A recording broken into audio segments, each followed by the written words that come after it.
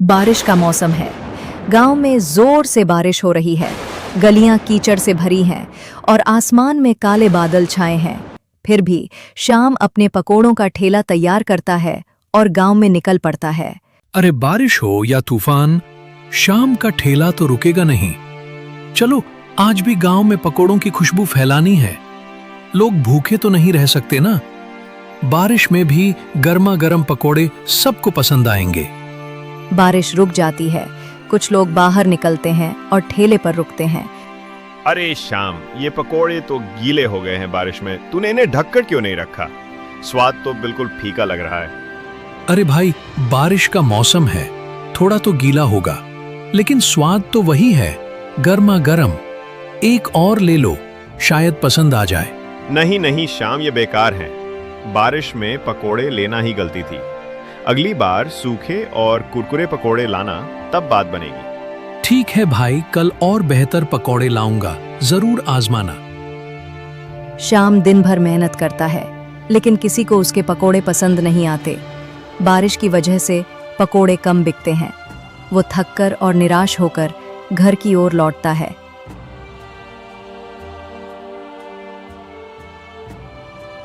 उसका कपड़ा बारिश से भीगा हुआ है और चेहरा थकान और चिंता से भरा है। उसकी पत्नी मीरा उसे देखकर चिंतित हो जाती है। अरे श्याम, ये हालत क्या बना रखी है? फिर बारिश में भीगते हुए ठेला लगाने गए थे? चेहरा तो बता रहा है कि आज कुछ ठीक नहीं हुआ। पकोड़े बिके कि नहीं? हाँ मीरा, क्या बताऊं, बारिश ने सारा खेल बिगाड़ दिया। लोग पकोड़े खरीद तो रहे थे, पर सब कह रहे थे कि गीले हो गए हैं, स्वाद बिगड़ गया। कुछ ही पकोड़े बिके। मैंने तो दिन भर गलियों में ठेला घुमाया, पर मौसम ने साथ नहीं दिया। ये तो परेशानी की बात है श्याम। अगर रोज रोज ऐसा रहा तो हमारा क्या होगा? ठेले का खर्चा, घर का खर्चा, सब कैसे चलेगा? कुछ और सोचना पड़ेगा, नहीं तो मुश्किल हो जाएगी। हाँ मीरा, चिंता तो मुझे भी है, लेकिन हार नहीं माननी। कल फिर कोशिश करेंगे, शायद मौसम सुधर जाए और लोग फिर से पकोड़े खाने आए। बस थोड़ा सब्र रखना होगा। श्याम और मीरा चुपचाप रात का खाना खाते हैं। कमरे में सन्नाटा है और दोनों के मन में चिंता की लकीरें हैं। अगले दिन सुबह होती है। बारिश अब हल्की हो चुकी है।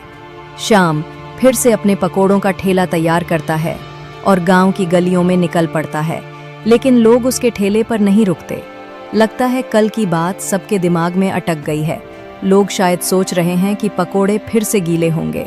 श्याम एक चौराहे पर ठेला रोककर इंतजार करता है, लेकिन घंटों बीत जाते हैं और कोई ग्राहक नहीं आता। उसका चेहरा उदास हो जाता है। क्या करूं अब? अगर ऐसे ही रहा तो ठेला चलाना मुश्किल हो जाएगा। तभी एक बूढ़ा व्यक्ति, जिसके कपड़े पुराने और फटे हुए हैं, धीरे धीरे ठेले के पास आता है। बेटा, एक पकोड़ा दे दे, बहुत भूख लगी है, दिन भर से कुछ नहीं खाया। आओ बाबा, भूखे को खाना देना पुण्य का काम है। ये लो गर्मा गर्म पकोड़ा खाओ और ताकत लाओ। बेटा, तेरा दिल तो सोने जैसा है। ये पकोड़ा बहुत स्वादिष्ट है। भगवान तुझे हमेशा खुश रखे और तेरे ठेले पे बरकत दे। शुक्रिया बाबा, आपकी दुआ ही काफी है। आसमान फिर से काले बादलों से घिर जाता है और अचानक तेज बारिश शुरू हो जाती है। बारिश की बूंदें ठेले पर रखे पकोड़ों पर गिरने लगती हैं। श्याम परेशान हो जाता है। अरे ये क्या हो गया? फिर से बारिश। अब तो सारे पकोड़े भीग जाएंगे। कल लोग बुरा भला कह रहे थे और आज फिर वही हाल। मेहनत पर पानी फिर जाएगा। तभी बूढ़ा व्यक्ति अपनी पुरानी मोटी बोरी उतारता है, जो उसने बारिश से बचने के लिए ओढ़ रखी थी। बेटा, परेशान मत हो। ये बोरी ले, इसे अपने ठेले पे डाल दे। इससे तेरे पकोड़े भीगने से बच जाएंगे। लेकिन बाबा, अगर मैं ये बोरी ले लूं, तो आप कैसे बचेंगे इस बारिश से? आप तो खुद भीग जाएंगे। मेरी चिंता तू मत कर बेटा, ये बोरी तुझे ज्यादा जरूरी है। ले, रख ले इसे और अपने पकोड़ों को बचा। बाबा, आपका बहुत बहुत शुक्रिया।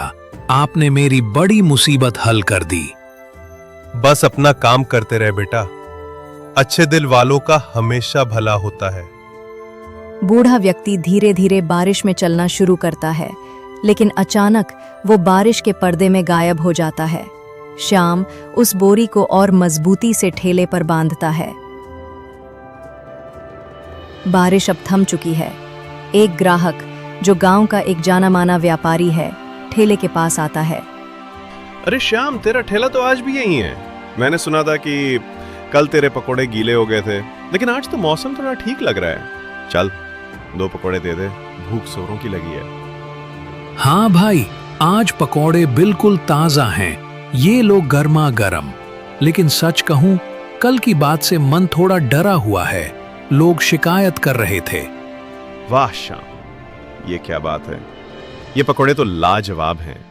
ऐसा स्वाद तो मैंने पहले कभी नहीं चखा। ना ज्यादा तेल, न गीले, बस एकदम कुरकुरे और मसालेदार। तूने तो आज कमाल कर दिया। सच में भाई, तुझे इतना पसंद आया, शुक्रिया। चल फिर एक और प्लेट पकोड़े ले मेरी तरफ से। अरे इतनी उदारता। ठीक है, एक और दे दे। लेकिन सच बताना श्याम, तूने आज पकोड़ों में क्या डाला? ये तो जादू जैसा स्वाद है। बस वही पुराना नमक मसाल पर लगता है। शायद आज का दिन अच्छा है। आज मेहनत का फल मिल रहा है। बूढ़े बाबा की दी हुई बोरी ठेले पर बंधी है और अब शाम के पकोड़ों की तारीफ चारों तरफ फैलने लगती है धीरे धीरे, और लोग ठेले की ओर आने लगते हैं। एक के बाद एक ग्राहक पकोड़े खरीदते हैं और हर कोई स्वाद की श्याम, ये तो बात हो गई। कल तेरे पकौड़े गीले थे, लेकिन आज तूने बाजी मार ली। ये स्वाद तो भूलने वाला नहीं। मेरे पूरे परिवार को ये पकौड़े खिलाऊंगा। कितने बचे? 4 और दे दे। अरे इतनी तारीफ, धन्यवाद भाई लोग। बस थोड़े ही पकौड़े बचे हैं, जल्दी ले लो। खबर फैलती है और ठेले पर फिर से भीड़ लग जाती है। लोग पकोड़ों की तारीफ करते हैं और जल्दी ही सारे पकोड़े बिक जाते हैं। श्याम थका हुआ लेकिन खुश है। आज तो कमाल हो गया। ना जाने उस बूढ़े बाबा की बोरी में क्या जादू है, लेकिन कुछ तो खास है। चलो घर जाकर मीरा को ये खुशखबरी सुनाता हूँ। ठेला समेटते समय वो बोरी को देखता है और समझ जाता है कि उसमें कोई खास शक्ति है। वो बोरी को संभाल कर रखता है और खुशी खुशी घर की ओर चल पड़ता है। अरे श्याम, आज तो तुम्हारा चेहरा चमक रहा है, जैसे कोई खजाना मिल गया है। क्या बात है? लगता है ठेले पर आज कुछ खास हुआ है। जल्दी बताओ, पकौड़े बिके कि नहीं? कितने बिके? मीरा, आज तो कमाल हो गया। सारे पकौड़े बिक गए, एक भी नहीं बचा। लोग ठेले पर ऐसे टूट पड़े जैसे गांव में मेला लग गया हो। हर कोई तारीफ कर रहा था। कह रहे थे कि इतने स्वादिष्ट पकोड़े पहले कभी नहीं खाए। सच में श्याम, ये तो बहुत अच्छी खबर है। लेकिन कल तो लोग शिकायत कर रहे थे कि पकौड़े गीले हैं, स्वाद बिगड़ गया है। फिर आज अचानक ये बदलाव कैसे हुआ? कुछ तो खास बात है, बताओ ना। हाँ मीरा, मुझे भी समझ में नहीं आ रहा। आज एक बूढ़े बाबा आए थे, बहुत भूखे लग रहे थे। मैंने उन्हें मुफ्त में पकौड़े दे दिया। फिर उन्होंने मुझे एक बोरी दी ताकि बारिश में पकौड़े गीले ना हों। बस उस बोरी से पकौड़े को ढका और फिर लोग आने लगे। एक के बाद एक सब तारीफ करते गए। अरे श्याम, तुमने बूढ़े बाबा को मुफ्त में पकौड़ा दिया। ये तो तुम्हारी अच्छाई का फल है। देखा, अच्छा काम करने से हमेशा अच्छा ही होता है। वो बोरी तो बस एक बहाना था। तुम उसका ज्यादा जिक्र मत करो। अपनी मेहनत और दिल से ध्यान दो, वही तुम्हें आगे ले जाएगी। हाँ मीरा, शायद तुम सही कह रही हो। बाबा की दुआ और मेरी मेहनत ने आज रंग दिखाया। चलो अब खाना खाते हैं। आज का दिन तो यादगार रहा। हाँ, और कल भी ऐसे ही मेहनत करना श्याम। मुझे यकीन है तुम्हारा ठेला अब रोज ऐसे ही चमकेगा। श्याम और मीरा खुशी से खाना खाते हैं। घर में उदासी की जगह अब हंसी और उम्मीद का माहौल है। कुछ दिन बाद बारिश का मौसम फिर से लौट आता है। श्याम अपने ठेले को तैयार करता है। वो बाजार से एक चमकीली छतरी खरीद लाता है और उसे ठेले पर मजबूती से लगाता है। वो ठेले को धक्का मारकर गांव की गलियों में निकल पड़ता है। उसका जोश देखकर कुछ लोग ठेले की ओर आकर्षित होते हैं, लेकिन पकौड़े खाने के बाद उनकी प्रतिक्रिया पहले जैसे नहीं होती है। अरे श्याम, ये क्या बात है? ये पकौड़े तो पहले जैसे स्वादिष्ट नहीं हैं। पहले तो तेरे पकौड़े खाते ही मन खुश हो जाता था, ऐसा जादुई स्वाद था। आज कुछ कमी सी लग रही है। तूने मसाला तो वही डाला ना? अरे भाई, मैंने तो वही पुराना मसाला डाला है जो हमेशा डालता हूं। तेल भी ताजा, बेसन भी वही। बस ये नई छतरी लगाई है ताकि पकौड़े गीले ना हो। फिर भी समझ नहीं आ रहा, तुम्हें स्वाद में क्या कमी लगी? पता नहीं श्याम, लेकिन वो पुराना जादू आज नहीं है। शायद बारिश का असर है या कुछ और। अगली बार पहले जैसे पकौड़े लाना, तभी आएंगे श्याम। ये पकौड़े बेकार हो गए। मैंने तो सुना था कि तेरे पकौड़े अब पूरे गांव में मशहूर हो गए हैं, लेकिन आज तो ये बस ठीक ठाक हैं। पहले तो एक पकौड़े खाने के बाद दूसरा मांगने के मन करता था। आज क्या हो गया था? अरे भाई, मुझे भी समझ नहीं आ रहा। मैंने तो सारी मेहनत की, वही मसाले, वही तरीका। शायद बारिश की वजह से कुछ गड़बड़ हो गई। ये नई छतरी तो अच्छी है, फिर भी लोग शिकायत क्यों कर रहे हैं? तुम बताओ, क्या कमी है? बस वो बात नहीं है श्याम। अगली बार पहले जैसे पकौड़े लाना, फिर देखते हैं। ये क्या हो गया? छतरी तो बढ़िया है, पकौड़े गीले भी नहीं हुए, फिर लोग शिकायत क्यों कर रहे हैं? पिछले कई दिन सब कुछ ठीक चल रहा था, लोग तारीफ भी कर रहे थे। आज अचानक ये क्या हो गया? वो गहरी सोच में पड़ जाता है और उसे उस बूढ़े बाबा की बोरी याद आती है। पिछले कई दिन उस बोरी को लगाने से पकौड़े खूब बिक रहे थे और लोग तारीफ करते नहीं थक रहे थे। आज छतरी लगाई और सब बिगड़ गया। शायद उस बोरी में कुछ खास बात है। नहीं नहीं, ये तो बस एक बोरी है, लेकिन फिर भी कुछ तो गड़बड़ है। कल फिर से बोरी लगाऊंगा, देखता हूं क्या फर्क पड़ता है। अगर लोग फिर से तारीफ करने लगे तो समझ लूंगा कि कुछ तो बात है।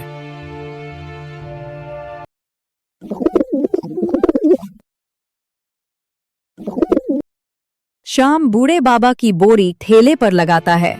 छतरी हटाकर वो ठेला लेकर गांव की गलियों में निकलता है। बोरी पकोड़े को ढके हुए है।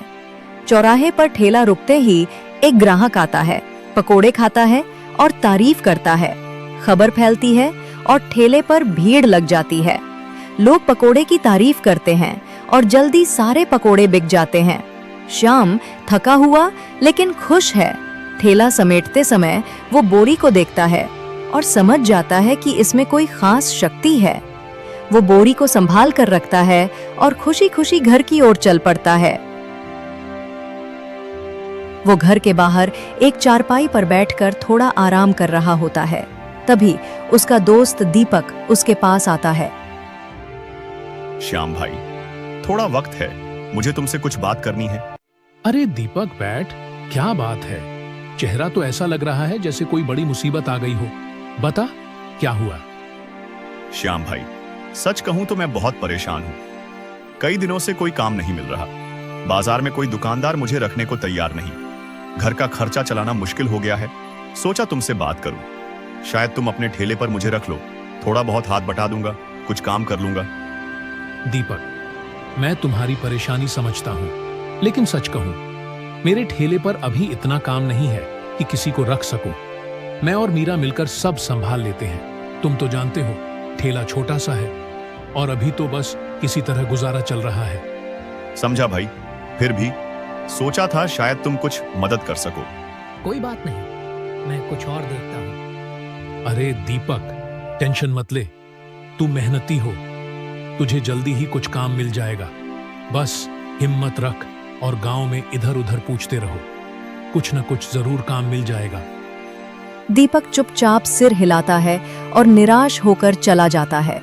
श्याम उसे जाते हुए देखता है और उसके मन में दीपक की परेशानी के लिए थोड़ा दुख होता है, लेकिन वो अपने ठेले के काम में व्यस्त हो जाता है।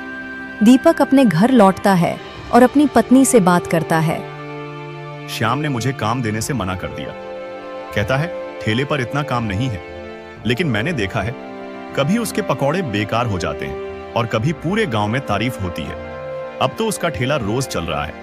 पता नहीं क्या जादू करता है, मुझे तो लगता है उसमें कोई राज है। सच में? फिर तो आपको पता लगाना चाहिए। शायद उसने कोई खास तरीका ढूंढ लिया है। आपको उसका पीछा करके देखना चाहिए क्या मामला है।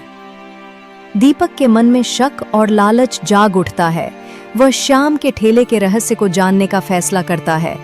उसी रात वो चुपके से श्याम के घर के बाहर खड़ा हो जाता है, यह सुनने के लिए कि श्याम और मीरा, दीपक उन दोनों की सारी बातें सुन लेता है।